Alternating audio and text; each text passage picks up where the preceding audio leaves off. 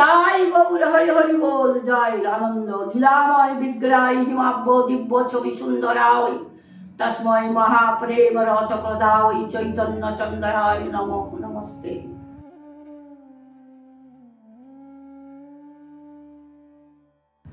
যদা যদা হি ধর্মস্যং গ্লানির্ভবতি ভারতং অথুত্থান ধর্মস্য তদা তারং সৃজামহম। হে ভারত, যখন ধর্মের গ্লানি অধর্মের উত্থান দেখা যায়, সেই সময় আমি স্বয়ং জগতে অবতীর্ণ হই। বর্তমান কলিযুগে জনসাধারণের অত্যন্ত পাপী এবং এই কারণে তারা ভীষণ দুঃখ ক্লেশ ভোগ করছে। এই জন্য মহামন্ত্রে নাম অবতারের রূপে কৃষ্ণ অবতরণ করেছেন। হরে কৃষ্ণ কৃষ্ণ কৃষ্ণ হরে হরে, হরে রাম রাম রাম হরে হরে। নমো ব্রহ্মণ্য দেবায় গো ব্রাহ্মণ্য হিতায় জগদ্ধিতায় কৃষ্ণায় গোবিন্দায় নমো নমো। হে কৃষ্ণ করুণার সিন্ধু দীন বন্ধু জগৎপতি গোপীশে গোপিকাকান্ত রাধাকান্ত নমস্তুতে। আনন্দ লীলাময় বিগ্রহ হিমাব্য দিব্য ছবি সুন্দরায় তস্মৈ মহাপ্রেম রসপ্রদায় চৈতন্য চন্দ্রায় নমো নমস্তে। ভগবৎ বাসুদেবায় নমো। আজ 16 জানুয়ারি বৃহস্পতিবার, মা লক্ষ্মীর আশীর্বাদে আজ আমি গীতা পাঠ করে আপনাদেরকে শোনাচ্ছি। আপনাদের আশীর্বাদ, ছোটদের ভালোবাসা জানিয়ে আমার গীতার মাহাত্ম্য শুরু করছি। গীতা গীতা গীতা গীতা জ্ঞান, গীতা ধ্যান, গীতা সর্বময়।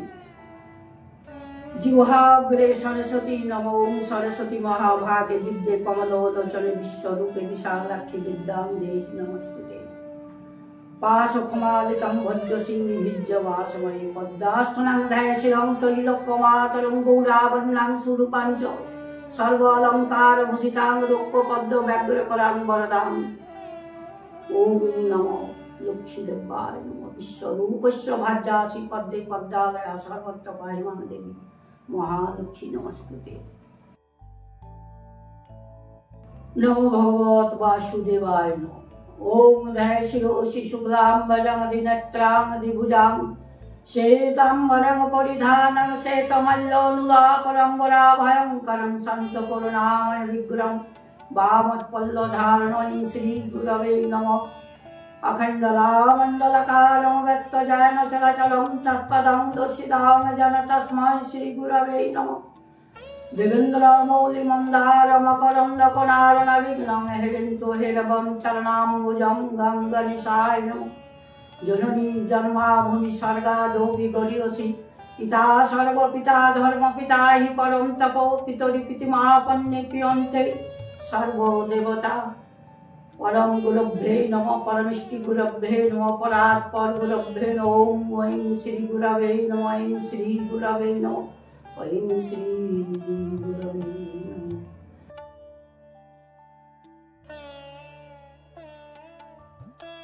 গীতা হলো জ্ঞানের অথৈ সমুদ্র।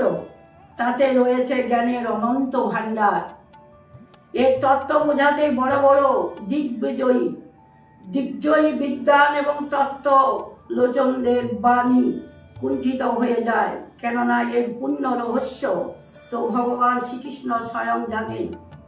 এরপর বলতে গেলে জানেন এর সংকল্প কর্তা ব্যাসদেব এবং শ্রোতা অর্জুন। এই অগাধ রহস্যময়ী গীতার অভিপ্রায় এবং মহতত্ত্ব বোঝানোর আমার মতো মানুষের পক্ষে ঠিক তেমনি কঠিন। যেমন এক সাধারণ পাখির অনন্ত আকাশের সীমানা সন্ধানে প্রবাস করা, গীতা অনন্তভাবে অথৈ সমুদ্র রত্নাকরের গভীরে ডুব দিলে যেমন রত্নের প্রাপ্তি হয়, তেমনি এই গীতা রূপ সাগরে ডুব দিলে জিজ্ঞাসুদের নিত্য নতুন অনুপম ভাবরত্ন রাশির উপলব্ধি হয়। কিন্তু আকাশে গরুড়ও ওড়েন, সাধারণ মশা উড়ে, এইভাবে সবাই নিজ নিজ ভাব অনুসারে কিছু কিছু অনুভব করে থাকেন।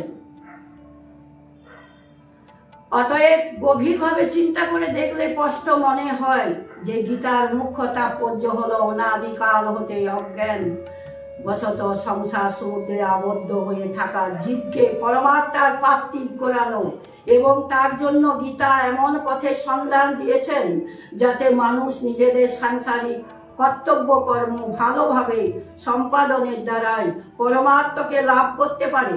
ব্যবহারিক জীবনে পরমার্থ প্রয়োগের এই অনুপম মুক্তি গীতাতে বলা হয়েছে, আর তাতে অধিকারী ভেদে ঈশ্বর লাভের জন্য দুটি নিষ্ঠার প্রতিপাদন করা হয়েছে। এই নিষ্ঠা দুটির নাম জ্ঞান নিষ্ঠা অর্থাৎ সংখ্যা যোগ এবং যোগ নিষ্ঠা অর্থাৎ কর্মযোগ। নিতাই গৌর। এখানে এই প্রশ্ন হতে পারে যে প্রায় সকল শাস্ত্রে ভগবানকে লাভ করার জন্য তিনটি প্রধান পথের কথা বলা হয়েছে, কর্ম, উপাসনা আর জ্ঞান। অতএব গীতায় দুটি নিষ্ঠা কেন মানা হলো? গীতা কি ভক্তির সিদ্ধান্ত মান্য করে না? বহু লোক তো গীতার উপদেশ ভক্তি প্রধান বলে মনে করেন, আর ভগবানও বিভিন্ন স্থানে ভক্তির বিশেষের মহত্ত্বের কথা স্পষ্ট শব্দে বলেছেন। তিনি বলেছেন যে ভক্তির দ্বারাই তাকে সহজে পাওয়া যায়। এর উত্তর হলো শাস্ত্রে কর্ম আর জ্ঞানের অতিরিক্ত যে উপাসনার প্রকরণ এসেছে, সেই উপাসনা এই দুটি নিষ্ঠার অন্তর্গত। যখন নিজেকে পরমাত্মার সঙ্গে অভিন্ন মনে করে উপাসনা করা হয় তখন তা সংখ্যা নিষ্ঠার অন্তর্গত হয়, আর যখন ভেদ দৃষ্টিতে উপাসনা করা হয় তখন তা যোগ নিষ্ঠার অন্তর্গত হয়। সংখ্যা নিষ্ঠা এবং যোগ নিষ্ঠার এই হলো মুখ্য পার্থক্য। এইভাবে ত্রয়োদশ অধ্যায় ৪৪ শ্লোকে কেবল ধ্যানের দ্বারা ঈশ্বর লাভের কথা বলা হয়েছে, কিন্তু সেখানে এই কথা বুঝে নিতে হবে যে যে ধ্যান অভেদ দৃষ্টিতে করা হয় তা সংখ্যা নিষ্ঠার অন্তর্গত, আর যে ধ্যান ভেদ দৃষ্টিতে করা হয় তা হলো যোগ নিষ্ঠার অন্তর্গত। গীতাতে ভক্তিকে ভগবত প্রাপ্তির প্রধান সাধনা রূপে চিহ্নিত করা হয়েছে। লোকেদের এই ধারণা যথার্থ। গীতায় ভক্তিকে খুব উচ্চ স্থান প্রদান করা হয়েছে এবং স্থানে স্থানে অর্জুনকে ভক্ত হবার জন্য আদেশ দেওয়া হয়েছে, কিন্তু নিষ্ঠারূপে গীতাতে এই দুটি নিষ্ঠায় মানা হয়েছে। এর মধ্যে ভক্তি হলো যোগ নিষ্ঠার অন্তর্গত, কেননা ভক্তিতে রয়েছে দত্ত ভাব, তাই এরূপ মানা যুক্তি বিরুদ্ধ নয়। ভক্তি কিভাবে যোগ নিষ্ঠার অন্তর্গত তা পারে আলোচনা করা হচ্ছে। গীতায় কেবল ভজন পূজন অথবা কেবল ধ্যানের দ্বারা নিজের প্রাপ্তির কথা বলতে ভগবানের এই তাৎপর্য যে যোগ নিষ্ঠার পূর্ণাঙ্গ সাধনায় তো তার প্রাপ্তি হবে, আবার তার একটি অঙ্গের দ্বারাও তার প্রাপ্তি হতে পারে। এই হলো তার কৃপা যে তিনি নিজেকে জীবের জন্য এত সুলভ করে দিয়েছেন।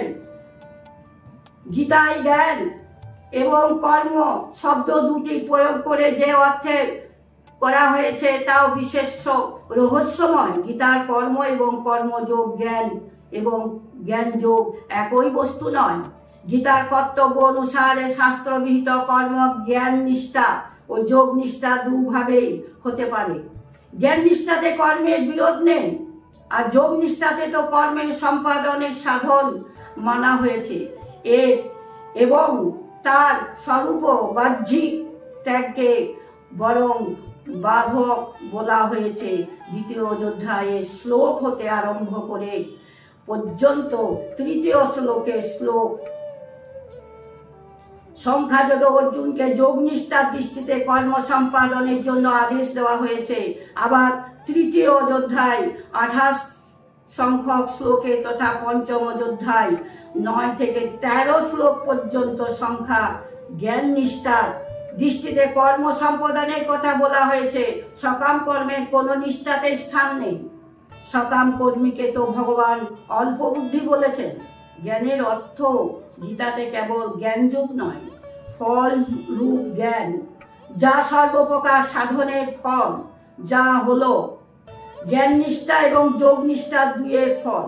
আর যাকে যথার্থ জ্ঞান অথবা তত্ত্বজ্ঞানও বলা হয়, তাকেও জ্ঞান শব্দের দ্বারা অভিহিত করা হয়েছে চতুর্থ অধ্যায় 24 এবং 25 শ্লোকের উদ্ধারার্থে জ্ঞান যোগের বর্ণনা রয়েছে।